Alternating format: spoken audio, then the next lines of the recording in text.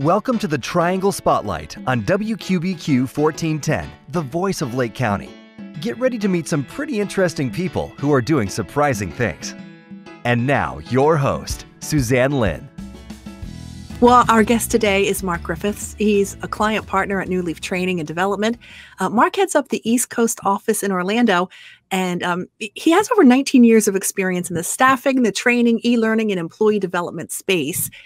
He's worked with some big players. I mean, some of the biggest in the world, like AAA, Boston Scientific, Hilton Grand Vacations. That's just to name a few.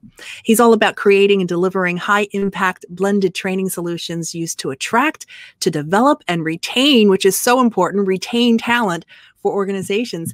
Mark, I'm so glad that you're here today. How are you? It's a pleasure. Thank you for the invitation. I'm really looking forward to it, Suzanne. Me too. Well, you know, the good thing is that we are in a very hot job market right now. And that leaves the opportunity for some very talented people to go to a lot of different places. They have a lot of options now. Absolutely. A phrase we use a lot when we speak on this subject is there's a war for talent, and talented people have choices at the moment. No longer do they have to work somewhere. There's never been as much choice. The economy is doing well, and with that comes a lot of options. That's a good thing. We have to worry about retaining and keeping them happy. And, you know, just in the amount of time that it takes to train somebody, there's a certain amount of cutoff where you go, it wasn't worth it to hire them because they left before we got our return on investment from them. Absolutely. I think from our perspective, what we've seen and a lot of the reading we do, and we publish a lot of content in this area as well, that you know, nearly half of organizations across the US are feeling this pain in regards to either getting somebody through the door, or in addition to that, as you mentioned, once they've actually got them through the door, retaining them, because there's a big investment on recruitment costs. There's a big investment of onboarding, of training, and they definitely want to see a return on that. And one of the more interesting statistics I saw recently was in relation to some of the very, very big players on the West Coast in Silicon Valley. And, you know, you would imagine the likes of Facebook and Google and Uber and these other big global organizations would have fewer problems in this area. But the average tenure at these organizations is actually less than 2 years. So I think if the big players are feeling the pain in keeping the talent, then I think it puts it in perspective for all the, you know, small to medium-sized businesses. Wow, no doubt. Now, we talked about the hot job market, but what are some of the other reasons that organizations have a hard time, you know, getting good quality talent and retaining them? I think it's a really good question. I think there's probably 4 or 5 key things I would share from our experience. Again, a number of years working in this space, and I think number one would come down to generations in the workforce. I think, you know, there's a lot of the baby boomers who are moving on and out, and with that, a lot of their experience and you know, those years and years and years of knowledge which they've gained over the years, which is leaving with them. And you know, what organizations are doing in you know, quite often is looking for that same experience, that same knowledge to come in, and that just isn't going to happen, you know, because you've got people who are, you know, maybe graduates, people who have less experience in, you know, a particular software package or a particular part of a workflow of an organization. And I think therefore sometimes organizations need to pivot, change. I'm not saying lower expectations, but maybe relook at what they're looking for, because all that rich experience, you know, it isn't there. And, you know, there's several statistics out there that said there's a very high proportion of baby boomers who are leaving, and it's trying to find that new talent to replace it. So that's definitely the first thing I would say. Second thing I would say is down to college enrollments. I think there's a lot of statistics out there which suggest that there's fewer people who are enrolling in college. Many, many reasons for that. I always give an example of Disney. I love Disney, based here in Florida.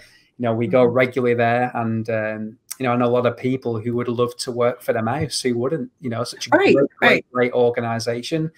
But if you just press pause and consider that, you know, somebody maybe 10, 20, 30 years ago may have done an internship, gone to college, university, done a lot of unpaid work in order to be able to finally make that a dream. Right. People maybe scratch their heads now and think, well, hang on a minute, that's maybe a 7 to 9 year process. A lot of costs incurred at college and doing all these different degrees and post. They put in their time. Yeah. Put in their time, absolutely. Yeah. there's maybe other things I could use that time for, and therefore, one of the things we often talk about is the gig economy or the U economy, where, do I have to go down that very lengthy, expensive process of going to college, or really I could set up my own business overnight? I could go to Vistaprint, I could go to Fiverr.com and find my own jobs and work for myself, doing my own hours and not having to clock in or clock out, or maybe work for a manager who, I don't have a greatest amount of respect for in some cases. So, that's another reason I would suggest that college enrollments are decreasing, because of the rise of the gig economy, that people want to do their own thing. And entrepreneurship has never been as easy to get into. So that's certainly another reason. And I'd say last but not least, and I know this is something we may be speaking in more detail about, would be the skills gap. I think organizations are struggling to attract and retain talent because some of those skills that we probably take for granted. And as a training and development organization, we teach a lot of these, what we would call soft skills, which are, usually very hard to master. Things like, time management and emotional intelligence, and to be able to work as part of a team that, organizations we work with. And, we always scratch our heads thinking, surely, for example, customer service training has been done. Surely organizations know the importance of, these core skills of, the customer experience. And I'm afraid not, and we're kept very busy, thankfully, by partnering with organizations to plug the gap in many cases, because these skills, which we all need in all of our small businesses, medium, global organizations, but for whatever reason, and, there are reasons behind it, there seems to be a gap which organizations are very much looking to address. So the hard skills might be something like a great resume or years of college. The soft skills are more relational. Is that how you would define it? Yeah, I guess we will put them in two buckets. Bucket one, the hard skills, I would refer to more as technical skills. So they will be the skills required to do a particular job. For example, you're an engineer and you need that engineering background or that skill of being able to use a particular device or a software package. They're often things that, can be learnt relatively easily, whereas the soft skills are much more those interpersonal skills. I mentioned a few before, as, a hot one at the moment is emotional intelligence. And just briefly on that one, another report that was released a few years ago was by the World Economic Forum, and they release what they believe to be the top skills required in the workplace on a 5-year period. So back in 2015, there was no mention of emotional intelligence on that list, whereas for 2020, obviously we're now in 2020, that's rocketed up to number 5. So the 5th most sought after skill they're predicting within the workplace will be emotional intelligence. And that's certainly a skill that's referred to as a soft skill, but that ability to be able to understand self and understand others and work as part of a team. And it's not about leaving your emotions at the door, but it's about managing our emotions and, doing some really great work in teams for the benefit of the organization. And again, that's a skill which is referred to as a soft skill, but unfortunately, a lot of people find that quite hard to master. Mark, can I just put this out there and say, does technology play into the millennials lacking that skill? It's interesting. My own view on millennials is, I think it's quite a dangerous stereotype if we start putting people in boxes. Sure. My parents are both in their 70s, still in the UK, and they're some of the most savviest users of IT. My degree's in information technology, and they put me to shame at times. That's great. So I wouldn't necessarily say that. I think it could be quite a dangerous stereotype to say that, millennials are more comfortable with technology and maybe baby boomers and other generations aren't. However, I would say there's some truth in that. I mean, I've got a 13-year-old daughter, and to see how she's been brought up and what she's been exposed to from a very early age, I think it's definitely had an influence on her. So not to contradict my earlier point, I do believe there is some truth in the fact that, millennials, who are obviously a greater portion of the workplace over the next couple of years, will, maybe they've had a different experience to ones that I were used to, where, you didn't have that distraction, or maybe it isn't referred to as a distraction. Maybe it's an opportunity to communicate with each other via text messaging or Snapchat, which is my daughter's new favorite one at the moment. And that ability to hold a conversation and look somebody in the eye and shake somebody's hand and, you know, read someone's emotions and, you know, read the room, as I refer to it. Yeah. But maybe there is some truth that you know, is lacking. I get a snap from my son's girlfriend, you know, snap picture, whatever. And then I respond back on text. I'm like, I don't know how to respond back. Yeah. You're just going to have to understand at this point, this is where I'm at. Mark, we were just talking about millennials and baby boomers. And I imagine one of the training and development areas that is in great need is being able to communicate. I mean, more than ever, baby boomers and millennials and everybody in between have different languages. I mean, it's not just a matter of saying foxy opposed to cool or groovy. I mean, this is technical, you know, verbiage and ability that we need to really bring down walls and communicate better. I think it's so important. Again, I mentioned before about the importance of things like customer service skills, and you think that surely customer service has been done. We know how to greet a guest, how to, you know, put service recovery in place. And, you know, unfortunately, a lot of organizations don't. And again, that keeps us busy, thankfully. As far as communication is concerned, I would say the same applies. You know, we think often, surely people know how to, you know, speak to people, how to listen, how to use language which is performance improving as opposed to destroying somebody's character. And, you know, again, unfortunately, a lot of organizations, a lot of inefficient managers, you know, don't know how to, whether it's a millennial or a Gen Z or a baby boomer, they don't have that ability to communicate effectively. And it's interesting, we often use the term when we do communications training on, you know, people haven't been taught to listen. And that's so true. Very few have actually been taught to listen. You know, we talk about the 5 levels of listening, from effectively not listening through to really truly empathic listening and attentive listening at the very, very top, and all those different levels in between. And the power that can have within organizations when you're really truly listening to somebody and reading their body language, for example, is hugely impactful. And coming back to your earlier point, I think where there is some truth with maybe millennials and the differences in communication is when you're communicating via Snapchat or simple as a text message or an email, what you're really doing is, just as a quick, by the way, there's a theory called Morabian's theory of communication, where it breaks down. This was done back in the 60s and 70s, but still holds true today. And the conclusion of his study was that I think it's 2/3 of the impact in interpersonal communication is through body language. The second biggest impact then will be the tone that we use. Sure. But I think around about 7% of the impact in the actual words which are used. Now, again, when we're communicating now, and I can see you and you can see me, you know, I can read you and I can see you and I can check your body language. Right. You know, we strip that away, then suddenly we're down to just the tone I'm using and the words which are coming out of my mouth. We strip off the tone by sending an email when it's just the words.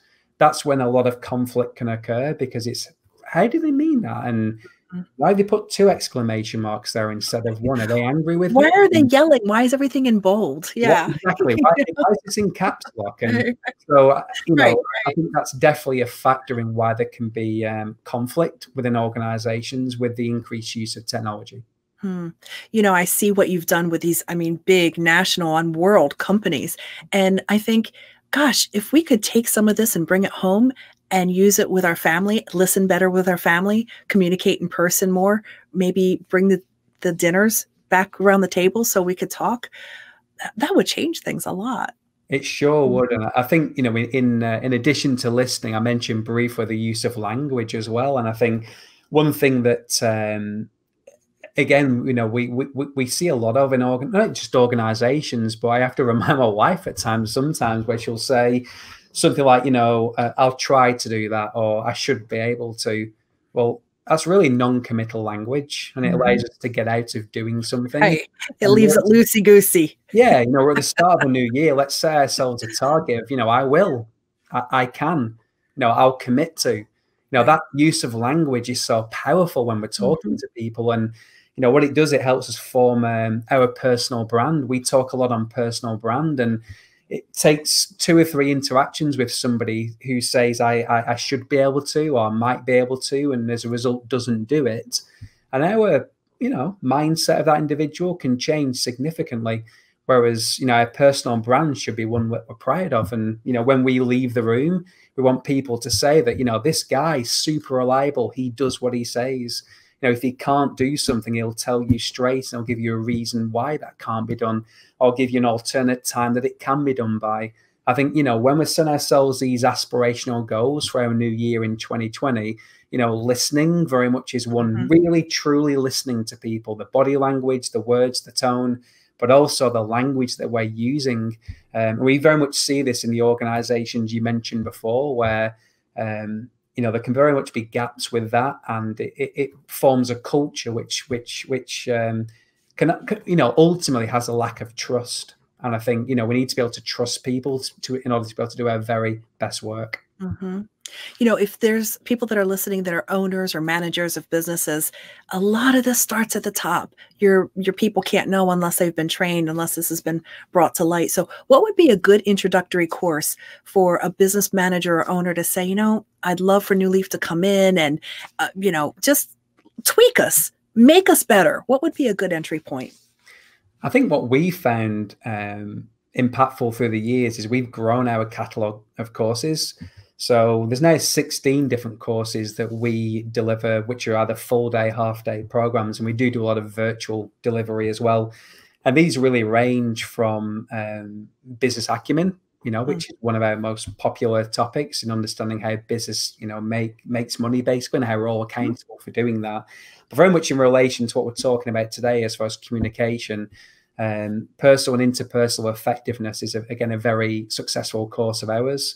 Half-day program, which looks specifically at the things we've been discussing in relation to listening, performance improving feedback, how we work well as teams and how we can gel as teams. And there's a lot of team building within there. And I think another area that we've seen a real rise in over the last 2 or 3 years has been what we refer to as personality assessments. So for any of the listeners today, you've maybe heard of a personality assessment called DISC, or one that's called Myers-Briggs, which huge believer in these. Hugely, I'm going to give you a personal example in a few minutes, but go ahead. Yeah, MBTI, which is, you know, I think one of the world's most popular ones. Where, you know, I've talked a lot today about, you know, high performing teams, high performing organizations. We're talking about attracting and retaining talent. You know, people don't leave organizations; they leave managers, and managers need to breed a culture in their teams where we understand each other. We may not always see eye to eye, but we need to understand that we're all different and all equal. And the beauty of tools like DISC and Myers-Briggs and several others in the marketplace is it allows us not to put ourselves into boxes, to say this is all we can be. And a very good example would be, I'm right-handed. I sign with my right hand. Can I sign with my left hand? Yeah. Am I as effective with my left hand? Probably not, but I can. And the beauty of like MBTI and other tools is saying, look, these are our preferences. This is what makes Mark Mark. This is what makes Suzanne Suzanne. Very, very quickly, for those who've heard of MBTI and for those who haven't, what you'll get at the end of it is a 4-digit code. Mine's ENTP. I won't go into the reasons why I am an ENTP, but the E stands for extrovert. I very much get my energy from people. Like today, Suzanne, it's mid-afternoon and I'm loving speaking with you. I'm getting my energy after a very early start this morning from liaising with you. My wife is the complete opposite. She's an I. She's very much an introvert. Now, that helps us in our marriage as well, because I understand that I need to be around people, but I also understand that taking her to a party over the holidays where she didn't know anybody is very draining for her. Sure. Because I gain energy from doing that. So to relate it back to organizations and teams, if you've got a team of 12 or 15 people, really understanding their preferences in relation to extroversion, where they get their information from, whether there's somebody who likes schedule or doesn't like schedule. I don't like schedule. I like keeping my weekends free. My wife loves having schedule. She's got everything booked up if she could for the next 3 or 4 weekends. I like that flexibility. But understanding our differences has helped us in our marriage, and it very much helps organizations. Absolutely. There's not a right or wrong personality. It's just knowing how to communicate. A coworker of mine and I were kind of having a hard time communicating, and we did one of the personality tests, and we literally got the tools to understand, okay, I need to keep the schedule. I need to keep the calendar. You need this. I need to stop saying things like this to you because it makes you feel this way, and it pushes you deeper into the avoidance area. And the personality tests are just tremendous. Do you need a coach or do you need a cheerleader? I mean, these are all the kinds of things that you find out. So absolutely. And just very quick, what I love about it is, one of the things Myers-Briggs specifically draws out is, again, some people get energized by late deadlines. Other people, that is absolutely no. I need things boxed off a week ahead. It's finished, done, and I can forget about it.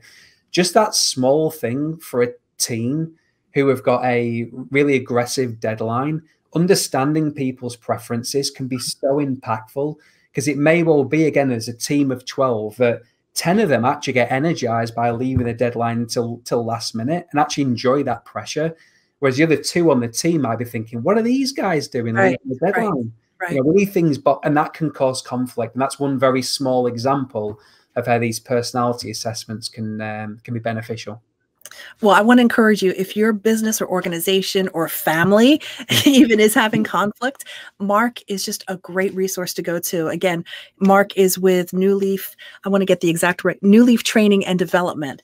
And there's an Orlando office. And I just really want to encourage you, Mark, would you give your contact information? And don't be afraid, if you've just got a question, reach out to Mark. Absolutely. So as far as social media is concerned, we are, as an organization, big LinkedIn users. Okay. So if you just go onto LinkedIn, Mark Griffiths Training, if you just search for that, and then you'll find me. Please do send a request connection. I'd be more than happy to connect. If anybody would like to reach out by the website, just go to newleaftd.com. That's newleaftd.com. And on there, you'll see a contact us form. Just populate the contact us form, ask for your email details, and we can always follow up and have a follow-up conversation. Or alternatively, failing that, my email is mark.griffiths@newleaftd.com. That's mark.griffiths@newleaftd.com. And a question doesn't obligate you. It doesn't tie you in. It just opens the door to maybe trying to solve some of the things that are going on at your organization. It might just be a simple test or one training and development session away from heaven. I don't know, getting along and with that, being happy. Absolutely. I'm glad you mentioned that. Absolutely. What we offer is a no obligation, free 60-minute training needs analysis consultation. We do these virtually. So again, no obligation. If anybody has training on their agenda for this year, maybe it's an organization that's growing rapidly and they're trying to get their culture right in order to be able to continue that upward trajectory. Or maybe there's some conflict issues, or maybe there's some leadership development that's needed. No obligation. We could have 60 minutes. We could look at what that particular need is, give you some recommendations or suggestions. You can either go away and do that internally, or if there's any way that we could be of service, it would be great to have further dialogue. And I just want to end on this note. Again, if you're a business or organization and there is strife, there's conflict, please don't think that it ends at 5 o'clock when people walk out the door. It's being taken home. So what's happening at work is affecting families. Absolutely. Very much. So, Mark, you're awesome. Thank you so much. Thanks for joining us today. Absolute pleasure. Thank you. Have a great day. Thanks for watching the show. We hope that you enjoyed it. Having digital marketing for your product or organization is so crucial these days. People are ditching traditional advertising like print and broadcast commercials and turning to relationship marketing platforms like YouTube and podcasts that people can consume on demand on their time. Let's talk about how we can build your digital library with segments just like this.